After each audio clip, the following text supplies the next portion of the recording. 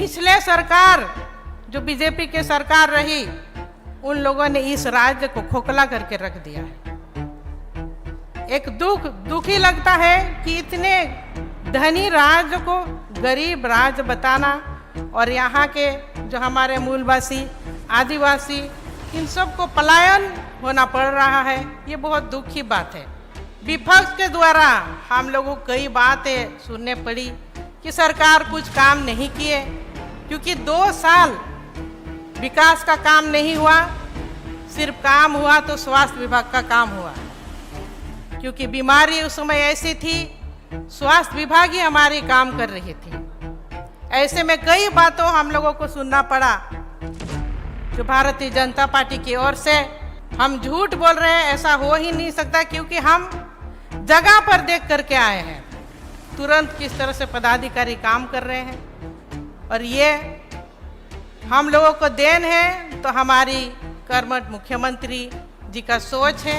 इतना बड़ा सोच आपके लिए, ये कभी इस तरह का समय हमको आपको भी देखने को नहीं मिला होगा। वीर सिद्धू कान्हू की इस धरती पर हमारे दुमका जिला के आज के इस मैदान में हमारे आपकी योजना, आपकी सरकार, आपके द्वार कार्यक्रम में उपस्थित हमारे सभी आए हुए माताओं, भाइयों, बहनों एवं इस मंच पर उपस्थित हमारे झारखंड सरकार के मंत्री बादल पत्रालेख जी, यहाँ पर उपस्थित विधायक प्रदीप यादव जी, हमारे वरिष्ठ विधायक नलिन सोरेन जी, लिट्टीपड़ा के विधायक एवं यहाँ पर उपस्थित हमारे जिला परिषद अध्यक्ष जोयस बेसरा जी, इस जिला के उपायुक्त डोड्डे साहब एवं समस्त जिला के पदाधिकारीगण एवं आए हुए हमारे मीडिया कर्मीगण, सबको मैं इस मंच से जोहार करती हूँ, आमंत्रित करती हूँ एवं सबको इस प्रोग्राम में उपस्थित हमारे माताएं, भाइयों, बहनों, दूर दूर से आए हुए सबको मैं अभिनंदन करती हूँ। और जिस तरह से आप लोग देख रहे हैं, हमारे पूरा झारखंड में सभी पंचायत में इस तरह का प्रोग्राम जो सरकार आपके द्वार प्रोग्राम चल रहा है, और ये तीसरा चरण है। पहला और दूसरा चरण को भी हम लोगों ने देख लिया है, किस तरह उस समय काम हुए हैं। हमारे सभी जनताओं का काम ही हुआ है। आप लोग जानते हैं, जब से सरकार बनी है काम करने की इच्छा हुई, लेकिन ऐसे महामारी जिसको नाम दिया गया कोरोना महामारी हम लोगों के बीच आई, और जितने भी योजनाएं हैं, विकास के काम है, सभी बाधित रहा, जिसके कारण विपक्ष के द्वारा हम लोगों को कई बातें सुनने पड़ी कि सरकार कुछ काम नहीं किए, क्योंकि 2 साल विकास का काम नहीं हुआ। सिर्फ काम हुआ तो स्वास्थ्य विभाग का काम हुआ, क्योंकि बीमारी उस समय ऐसी थी, स्वास्थ्य विभाग ही हमारी काम कर रही थी। ऐसे में कई बातों हम लोगों को सुनना पड़ा जो भारतीय जनता पार्टी की ओर से। लेकिन जब परिस्थिति सामान्य हुई, तब हमारे कर्मठ मुख्यमंत्री जी ऐसे योजना सोचे कि हमारे जितने भी पदाधिकारी हैं जो प्रखंड में बैठे हुए रहते हैं, और सब किसी को निर्देश दिए कि गांव में, पंचायत में जा करके हमारे जो जनताओं का काम करें आप लोग, इस तरह का निर्देश दिए। और आज आप लोग देख ही रहे हैं कि किस तरह से युद्ध स्तर पर काम हो रही है। जितने भी आवेदन आ रही है, सभी पर तुरंत स्पॉट पर उनका समाधान हो जा रहा है। ये आप लोग, हम झूठ बोल रहे हैं ऐसा हो ही नहीं सकता, क्योंकि हम जगह पर देख करके आए हैं तुरंत किस तरह से पदाधिकारी काम कर रहे हैं। और ये हम लोगों को देन है तो हमारी कर्मठ मुख्यमंत्री जी का सोच है।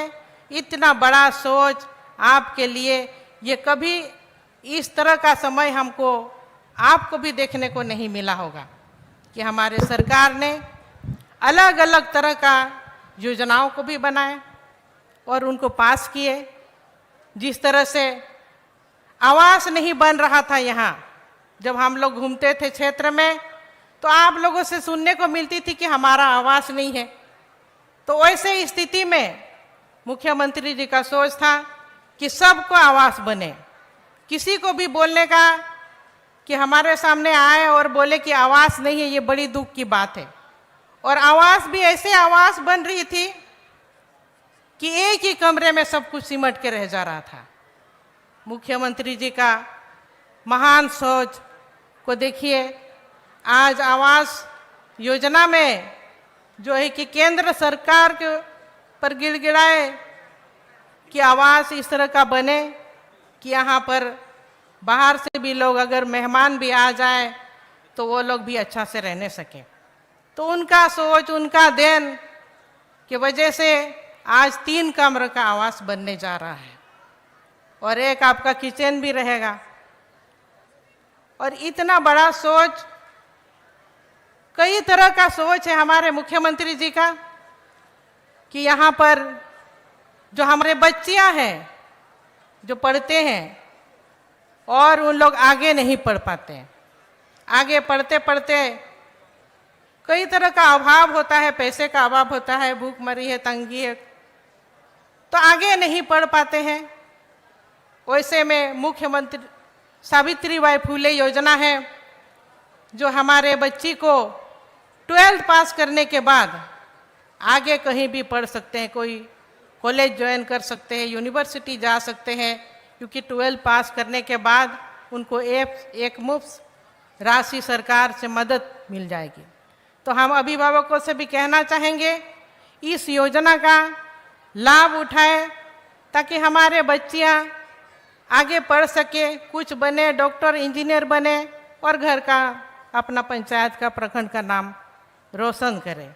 ऐसे ही एक योजना है गुरुजी क्रेडिट कार्ड।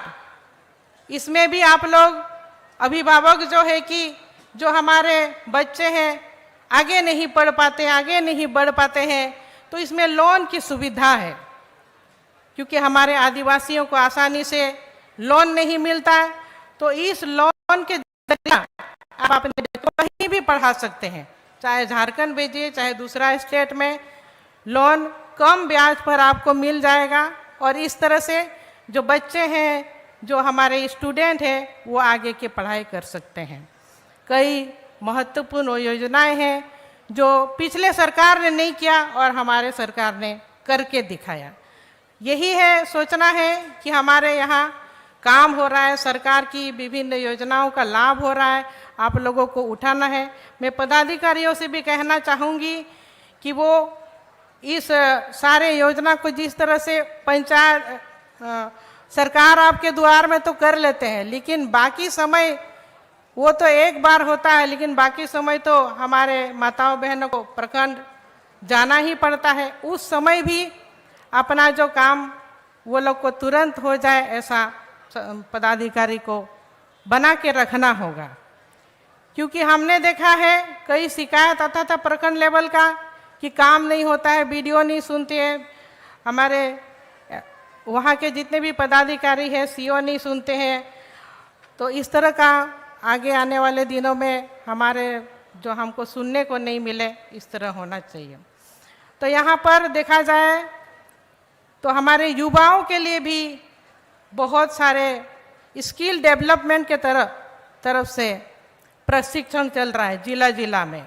तो उसमें भी 3rd ग्रेड एवं 4th ग्रेड का यहाँ पर अप्लाई कर सकते हैं, क्योंकि सरकार का कहना है कि जितने भी हमारे यहाँ पर कंपनियाँ हैं जो झारखंड में है, 75% जो है कि स्थानीय को लेने की बात है। तो इसका फ़ायदा हम लोगों को लेना चाहिए, क्योंकि जितने भी मजदूर वर्ग को देखा गया है कि कोरोना के समय में जब हम लोग सत्ता संभाले तो कम से कम 8 से 9 हज़ार मजदूर जो है कि बाहर फंसे थे। तभी हम लोगों को पता चला कि कितनी संख्या में हमारे झारखंड से जो मजदूर वर्ग के लोग काम करने जाते हैं, और अभी भी हम लोगों को सुनने को मिलता है कि वहाँ मजदूर फंस के रहते हैं, और हमारे पास कॉल आता है कि किस तरह से मजदूरों को लाया जाए। और ऐसे झारखंड की जो धरती है, यहाँ पर क्या नहीं है, यहाँ पर सभी तरह का खनिज पदार्थ है, धनी राज्य है। लेकिन पिछले सरकार, जो बीजेपी के सरकार रही, उन लोगों ने इस राज्य को खोखला करके रख दिया है। एक दुखी लगता है कि इतने धनी राज्य को गरीब राज्य बताना, और यहाँ के जो हमारे मूलवासी आदिवासी, इन सब को पलायन होना पड़ रहा है। ये बहुत दुख की बात है। हमारे मुख्यमंत्री जी का महान सोच कि आने वाले दिनों में यहाँ पर 50 से 60 हजार नौकरियां देंगे, लेकिन केंद्र सरकार उनको स्थिर कहाँ रहने दे रहे हैं। कोई ना कोई तरह के ये जो ईडी है, इनको परेशान करके रखे हैं। आखिर मामला क्या है, कुछ समझ में नहीं आ रहा है। हर एक बार डेट के डेट दिया जा रहा है। तो इस तरह का आगे कुछ काम नहीं करने सके मुख्यमंत्री जी, ऐसा इन सबों का प्लानिंग है। क्योंकि यहाँ के विकास को देखते हुए केंद्र सरकार डर गई है, और उसी के तहत आने वाले दिनों में भी किसी तरह अगर हम लोग सत्ता में रहे तो उनका डर सता रहा है। इसी डर के वजह से यहाँ पर ईडी सीबीआई का जांच इस राज्य में सबको परेशान करके रखे हुए हैं। विकास बाधित होना चाहिए, उनका ये मानना है। लेकिन घबराने की कोई बात नहीं है। हम लोग बेदाग साबित होंगे। हमारे मुख्यमंत्री जी हेमंत जी फिर से सीएम बनेंगे। इसी उम्मीद के साथ हम लोग अपना उम्मीद नहीं छोड़े। मैं सबको यही अनुरोध करती हूँ, और मैं अपनी वाणी को यहीं विराम करती हूँ। सबको जय हिंद, जय झारखंड।